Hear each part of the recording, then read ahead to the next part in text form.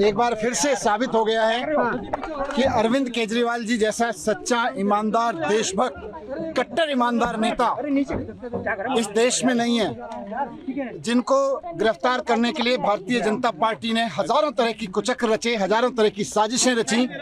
एक कट्टर ईमानदार आदमी को, काम करने वाले आदमी को, जनता के दर्द के लिए, जनता की जिंदगी को संवारने के लिए जो काम कर रहा था, उनको उठा के जेल में डाला।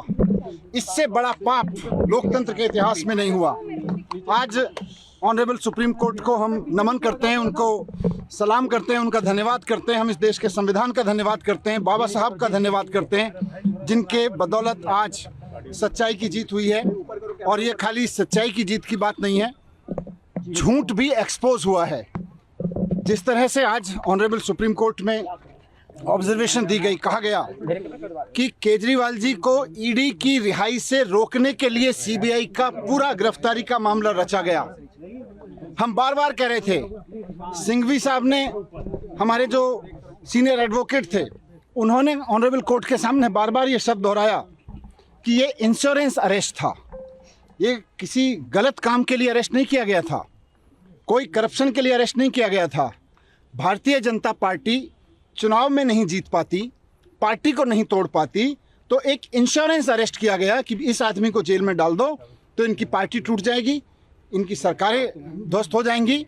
लेकिन मैं बाबा साहब को और संविधान को याद करते हुए, धन्यवाद करते हुए, ऑनरेबल सुप्रीम कोर्ट को धन्यवाद करते हुए, सिंघवी साहब का धन्यवाद करते हुए, आम आदमी पार्टी के एक एक कार्यकर्ता, एक एक लीडर, पार्षद, एमएलए, एमपी, सबको भी बधाई देना चाहता हूं, धन्यवाद देना चाहता हूं कि ऐसे संकट के समय में जब भारतीय जनता पार्टी अपनी पूरी ताकत के साथ, अपने पूरे कुचक्रों के साथ उनको कुचलने की कोशिश कर रही थी, वो टूटे नहीं, हटे नहीं, झुके नहीं, सच्चाई के साथ लड़े रहे। सच्चाई की जीत हुई है, हम बहुत खुश हैं। आने वाले समय में इससे और सच्चाई के लिए लड़ने वालों को ताकत मिलेगी। बात सिर्फ केजरीवाल जी की नहीं है, जो भी आदमी सच्चाई के लिए लड़ रहा है उसको ताकत मिलेगी। ये हमारे सबके लिए बहुत भावुक पल है। हमारे बड़े भाई, हमारे मित्र, हमारे गुरु केजरीवाल जी, जिनको इस तरह से अंदर डाला गया जेल में, सबके लिए बहुत दुखद क्षण था। एक एक कार्यकर्ता के लिए बहुत दुखद क्षण था। लोग रोए हैं उनके लिए, इस बात के लिए लोग रोए हैं। लोगों ने प्रार्थनाएं की हैं, लोगों ने दुआएं की हैं, उनकी आज दुआएं सफल हुई हैं। मैं उनको भी धन्यवाद करना चाहता हूं। मैं ईश्वर को भी धन्यवाद करता हूं कि उन्होंने हमारी सुनी। अभी पूरी लीगल प्रोसेस होगी। ऑनरेबल सुप्रीम कोर्ट के आदेश के अनुसार जिस तरह का लीगल बॉन्ड वगैरह है, उसके बाद में वहाँ से एक बार सारी फॉर्मेलिटीज़ पूरी होने के बाद में हमारे वकील जैसे हमें निर्देशित करेंगे। फिलहाल हम अभी सभी मित्र लोग, सभी पार्टी के लोग, कुछ लोग मेरे साथ में, हम लोग साथ में थे। अभी हम केजरीवाल जी के घर जाएंगे, उनकी माताजी, जो हम सबकी माताजी हैं, आदरणीय हैं, उनके आशीर्वाद लेंगे, पिताजी का आशीर्वाद लेंगे, भाभी जी के साथ मिलेंगे। आम आदमी पार्टी को और ताकत मिलेगी और पार्टी का एक कार्यकर्ता होने के नाते दिल्ली और पंजाब और पूरे देश भर का एक नागरिक होने के नाते मैं तहे दिल से स्वागत करता हूं इस फैसले का। और बस एक ही चीज़ कहना चाहता हूं इस भावुक लम्हे में कि वेलकम बैक अरविंद केजरीवाल।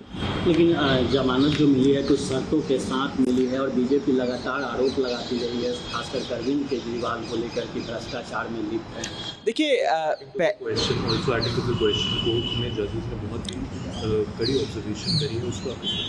देखिए, मुझे लगता है कि सुप्रीम कोर्ट का फाइनल ऑर्डर आने के बाद, एक बार उसको पूरी तरीके से पढ़ने के बाद, वकीलों के साथ बैठ के आगे की रणनीति बनाई जाएगी, पर्टिकुलरली कंडीशंस को लेकर जिसके तहत बेल दी गई है। अभी क्योंकि एक अंश ही सुप्रीम कोर्ट का ओरली पढ़ा गया कोर्ट में, तो उस पर मैं विस्तार से टिप्पणी नहीं करना चाहूँगा। एक बार जजमेंट की कॉपी मिल जाए, मुख्यमंत्री जी रिहा हो जाएं और उसके बाद वकीलों के साथ बैठकर आगे की रणनीति बनाएंगे। लेकिन मोटे मोटे तौर पर आज उनकी रिहाई के इस आदेश से केवल आम आदमी पार्टी में नहीं बल्कि दिल्ली और देश में एक खुशी की लहर दौड़ गई है और एक लंबे संघर्ष के बाद अरविंद केजरीवाल जी लौट रहे हैं। लगता है कि बहुत ज़्यादा समय तक झूठ के दम पर आप सच को कैद नहीं कर सकते। आखिरी सवाल कि अरविंद केजरीवाल के रिहाई के बाद हरियाणा में जो चुनाव हो रहे हैं उसका उस चुनाव पर भी असर होगा? नहीं, देखिए, जाहिर तौर पर अरविंद केजरीवाल जी अब हरियाणा की चुनाव जो है उसकी बागडोर संभालेंगे। आम आदमी पार्टी हर चुनाव, दिल्ली हो, पंजाब हो, गुजरात हो या फिर आने वाला हरियाणा का चुनाव हो, वो सब अपने नेता, अपने राष्ट्रीय संयोजक अरविंद केजरीवाल जी की अध्यक्षता में लड़ती आई है। ये मेरा विश्वास है कि आते ही वे हरियाणा चुनाव में शिरकत भी लेंगे और उसकी कमान संभालेंगे आम आदमी पार्टी की ओर से। सुप्रीम कोर्ट ने आज केंद्र सरकार की इन्वेस्टिगेटिंग एजेंसीज के बारे में कहा है। मुझे लगता है वो केंद्र सरकार के लिए बहुत बड़ी फटकार है। केंद्र सरकार की प्रीमियर एजेंसी को सुप्रीम कोर्ट ने कहा कि जो पिंजरे में तोते की बात सुप्रीम कोर्ट कहता था वो आज भी सीबीआई और इन्वेस्टिगेटिंग एजेंसी के लिए है। और ये बहुत ज़रूरी है कि ना सिर्फ सीबीआई इंडिपेंडेंट दिखे, इसका परसेप्शन हो कि ये इंडिपेंडेंट है।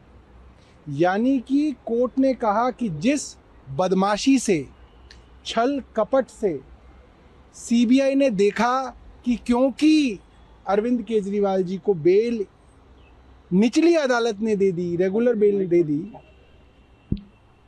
तो भाग के 22 महीने तक जिसको गिरफ्तार नहीं किया उसको जाके झपट के गिरफ्तार किया। ये सुप्रीम कोर्ट ने कहा। सुप्रीम कोर्ट ने कह दिया कि पूरी की पूरी केंद्र सरकार की इन्वेस्टिगेटिंग एजेंसी अरविंद केजरीवाल को जेल में रखने के लिए ये सारे षड्यंत्र कर रही थी। ये बात सुप्रीम कोर्ट की बेंच कह रही है। सुप्रीम कोर्ट की बेंच ने यहाँ तक कह दिया कि क्यों मुख्यमंत्री के ऊपर ये कंडीशंस लगाई गई हैं कि वो सचिवालय नहीं जा सकते, फाइलें साइन नहीं कर सकते, मेरी समझ के बाहर है। मगर क्योंकि दूसरी बेंच ने ये कंडीशंस लगाई हैं इसलिए इसके ऊपर हम ज़्यादा टिप्पणी नहीं करना चाहते हैं। सुप्रीम कोर्ट की आज का ये जो फैसला है, मुझे लगता है कि केंद्र सरकार के अंदर आज अगर थोड़ी सी भी गैरत हो तो केंद्र सरकार के गृह मंत्री को इस्तीफा दे देना चाहिए। गृह मंत्रालय के अधीन सीबीआई आती है। कोर्ट ने साफ तौर पे कह दिया कि देश की प्रीमियर एजेंसी बदले की भावना से, कपट छल से काम कर रही है। मुझे लगता है गृह मंत्री को एक दिन भी अपनी सीट पे रहने का हक खत्म हो गया है। सर्वसम्मति से, दोनों जज साहिबान के सर्वसम्मति से ये फैसला आया। माननीय केजरीवाल साहब को बेल मिली और ये सबकी उम्मीदें थीं कि आज बेल मिलना चाहिए। चूंकि ईडी के मसले पे बेल मिल चुका था, तो आज जो बेल मिला है उसके लिए माननीय उच्चतम न्यायालय का धन्यवाद करते हैं।